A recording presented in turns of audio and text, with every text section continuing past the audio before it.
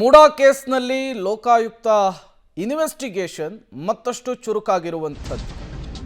ಎರಡನೇ ಬಾರಿಗೆ ವಿಚಾರಣೆಯನ್ನು ಎದುರಿಸಿದ್ದಾರೆ ಭೂಮಿಯ ಮಾಲೀಕ ದೇವರಾಜ್. ಈ ಮೂಲಕ ಮೂಡಾ ಕೇಸ್ನಲ್ಲಿ ಲೋಕಾಯುಕ್ತ ವಿಚಾರಣೆ ಮತ್ತಷ್ಟು ಚುರುಕಾಗಿದೆ. ಪ್ರಕರಣದ 4ನೇ ಆರೋಪಿ ದೇವರಾಜು ಅವರ ವಿಚಾರಣೆ ಆಗಿರುವಂಥದ್ದು ಎರಡನೇ ಸಲ.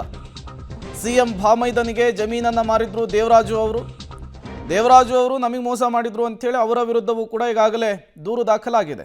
ಈ ಬೆನ್ನಲ್ಲೇ ಇವತ್ತು ಮತ್ತೆ ಲೋಕಾಯುಕ್ತ ವಿಚಾರಣೆಯನ್ನು ಫೇಸ್ ಮಾಡಿರುವಂತಹದ್ದು ಭೂಮಿಯ ಮೂಲ ಮಾಲೀಕ Devaraju. A1, A2, A3, A4 4 ವಿಚಾರಣೆ ಕೂಡ ಆಗಿತ್ತು. 4ರಿಂದಲೂ ಕೂಡ ಹೇಳಿಕೆಯನ್ನು ಪಡೆದುಕೊಳ್ಳಲಾಗಿತ್ತು. ಇವತ್ತು ಈ ಪ್ರಕರಣದ A4 ಆಗಿರುವಂತಹ ದೇವರಾಜ್ ಭೂಮಿಯ ಮೂಲ ಮಾಲೀಕ ಅವರು ಮತ್ತೊಮ್ಮೆ ಲೋಕಾಯುಕ್ತ ವಿಚಾರಣೆಯನ್ನು ಫೇಸ್ ಮಾಡಿದ್ದಾರೆ. ಈಗಾಗಲೇ ಲೋಕಾಯುಕ್ತ ವಿಚಾರಣೆ ಶರ ಬರೆಯುವ ಹಂತಕ್ಕೆ ಬಂದು ನಿಂತಿದೆ, ಅರ್ಥಾತ್ ಮುಕ್ತಾಯದ ಹಂತಕ್ಕೆ ಬಂದಿರುವಂಥದ್ದು. ಈ ಬೆನ್ನಲ್ಲೇ ದೇವರಾಜು ಅವರ ಮತ್ತೊಮ್ಮೆ ವಿಚಾರಣೆ ಆಗಿದೆ.